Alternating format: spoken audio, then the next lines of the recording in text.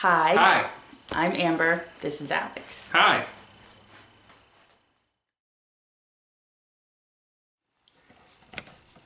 Oops, sorry, I keep moving this.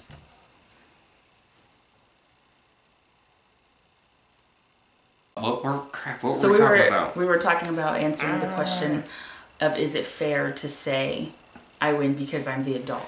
Oh yeah, it's all about I win. Yes. Yes. Yes. And sometimes our children, we give them choices. Mm-hmm. Sometimes they get to pick things, sometimes we get to pick things. But whenever they get to pick, it's because we picked that they get to pick. And do you know why? Because I'm the adult. Adult card. Pull your adult card. Don't be afraid to pull that card. Pull it out. When you pull that card, that means I win. What I think we should do, we do. And we were talking about allowing, like, it's good for a child to feel like they can express their opinion and express themselves. But in the end, it's still our way. It's not going to be your way unless we agree to it. Right. It's not about dictating everything. In my head, I'm more thinking of the thousands of times where I say, Didn't come out. It didn't come out. When I say, hey guys, we're gonna blah blah blah blah blah, or we're gonna eat blah blah blah for dinner. And the so many expressions of their displeasure towards these things. So we're talking about what I say goes because I'm the adult and I win. I can see how not engaging in the power struggle is good because it keeps the adult from getting upset and angry. But dude, if it is your child, if it's, let's talk about us. It's our child, I say it's time to clean up. This happens almost every day. Well, no, that's not true. Every now and then. Because we don't clean up every day. One of them likes, two of them like to jump up and down and scream, no, I don't want to, fall out on the floor. I'm not going to say, I'm going to stand here and wait for you to finish your tantrum, and when you're finished with your tantrum, we'll clean up. I'm not going to say that. The tantrum to me is them having their way. It's them procrastinating. It's them, they are expressing themselves. Yes, they are. Poorly. But poorly, yeah. You can't tantrum as an adult. People are not going to accept. You can, but people aren't going to accept that. If you're at your job and your boss tells you that you need to do something and you throw your little adult tantrum, that's not, you'll get fired. How do I encourage them? Or what do I do? In that moment, honestly, it's quit acting like that and do what I ask you to do. To me, that's not me engaging in a power struggle. That's me showing them that that's me telling them that what they're doing is not acceptable. And they need to do what I ask them to do, or there will be consequences. Consequences are good. Yeah. We can't let our lives be dictated by what our children want to do or feel like doing. I think most people would agree with that in theory, but when you actually try and walk that out, that's hard. And there are some times when I feel like there's nothing you can do except to disengage, especially like with in our case with some of the foster kids. It's like, and if they're gonna sit there like screaming and crying, which they do for long periods of time, they're really tough. They have a lot of energy. But if they want to scream for 45 minutes, there's times when I feel like the only thing I can do is let them scream until they fall asleep. And they still don't get what they want. Mm-hmm. Go ahead. At that point, they've been removed from everything. Oh yeah. We don't allow them to tantrum in our presence. Because with our kids, we can't pow the foster kids. Can't do that.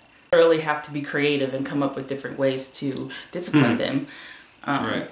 So when it gets to that point, when they're screaming and crying, I don't want to hear that. And I'm not going to hear that. You will leave my presence. Goodbye.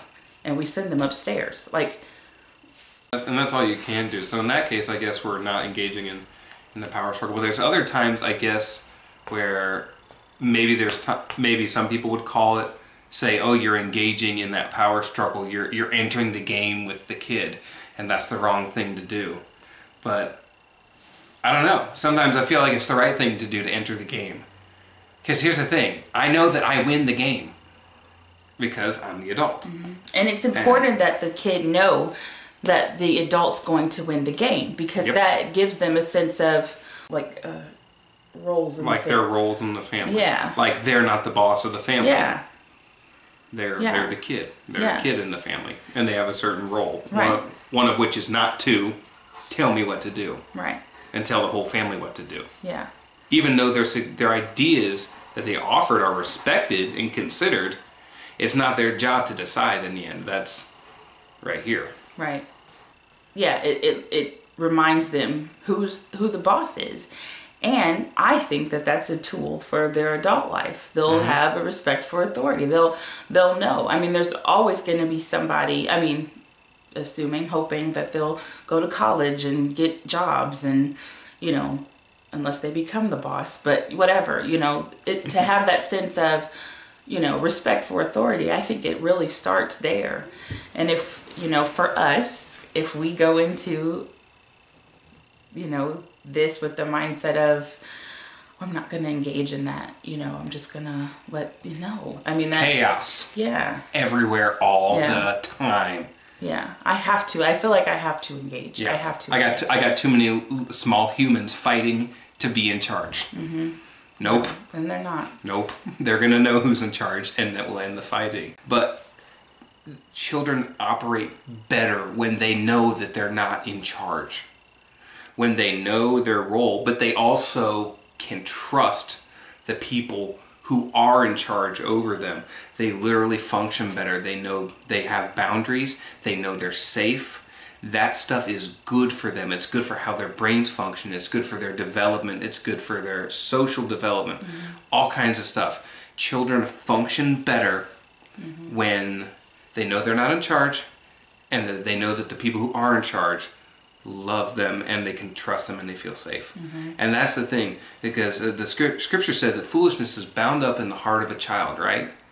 That's why they're not in charge, because there's foolishness bound up in there. They're not fools. You know, they're not fools. So there's nothing against children. We really value what they have.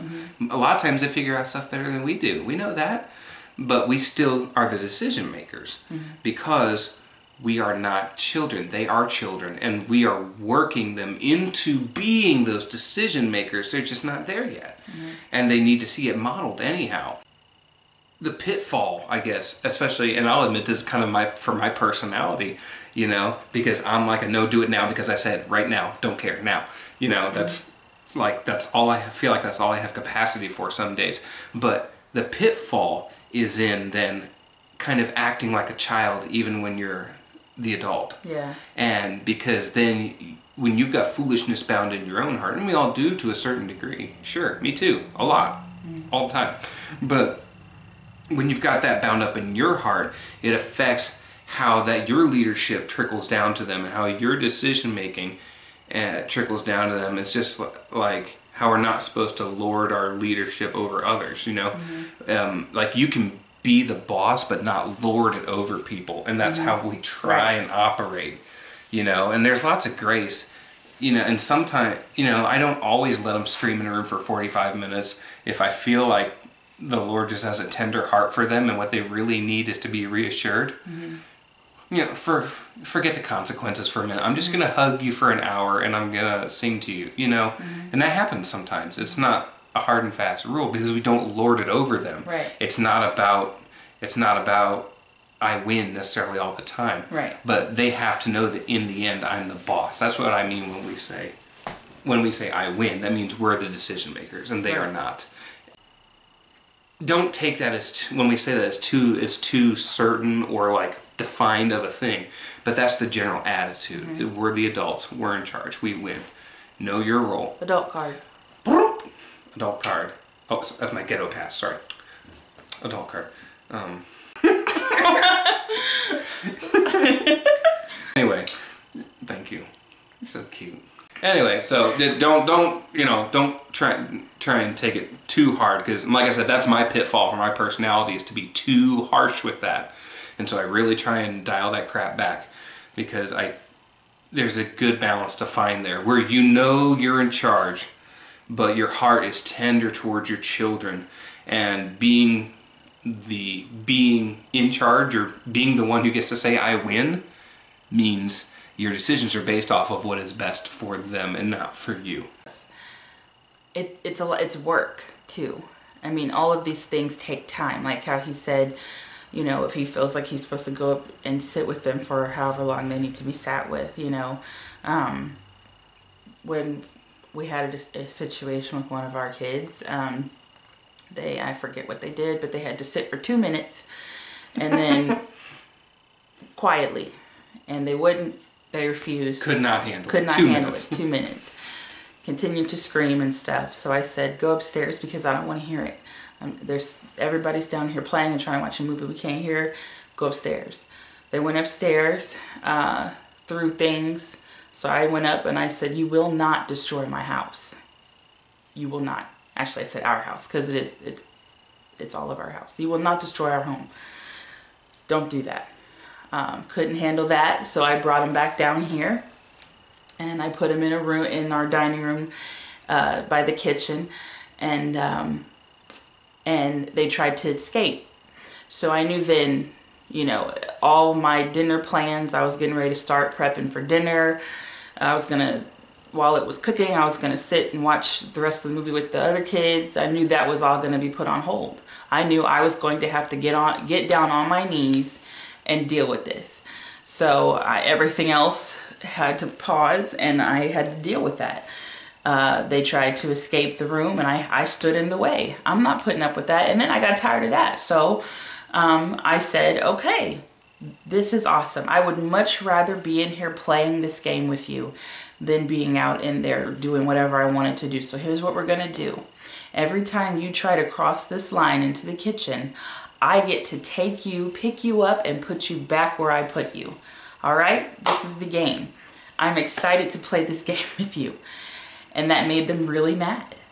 And they did not want to play that game. They tried it a couple of times, actually like 10 times. And I'd be like, all right, my turn. So I'd take them and I'd put them right back where I put them the first time. And I said, do you want to keep playing? No, I don't like this game. All right, well then let's just sit where I put you. And when you're quiet, we can go. And it ended up, it took a while. It was work. I was winded by the end of it because they kept testing me. But they knew that they could not leave that room. That was my point. You're not going to do what you want to do. Call it a power struggle if you want. I engaged in it, but I won. And in that situation, that was necessary, because they have to understand that when they have to understand consequences. You do something, you suffer the consequences, period. That's life. By the end of it, we were talking about hair, and the crying stopped, and I said, hey, you're quiet. Are you ready to go back out there and be with everybody? And so we got up and we walked out, and I had no problem with that particular child for the rest of the day. So, boom! Adult card. Favorite part of the week with them. You go first. I can't remember one. Favorite, our little baby, Ezra. Oh yeah. Okay, you go first. Ezra was just, me and him were hanging out, and I hear him run around the house yelling for Jesus at the top of his voice. Jesus! And I was like, where is Jesus? And I was like, yeah, he's everywhere, bud. Keep calling on him. And we talked about him. And I asked if he loved Jesus, and he said yes. And it was the most beautiful little thing I ever heard. Yeah. Teach your babies about Jesus. It's pretty awesome. Yeah, mine's with Ezra too. We were all watching Finding Dory. And there was this one part, I don't know, somebody was getting chased by some fish. Something was about to die or get chopped up. I have no idea. But it was this really suspenseful part, and all the kids are just glued to the TV. And suddenly you hear Ezra yell, Jesus! That's all we have. There you go. Adult card. Adulting. Yeah.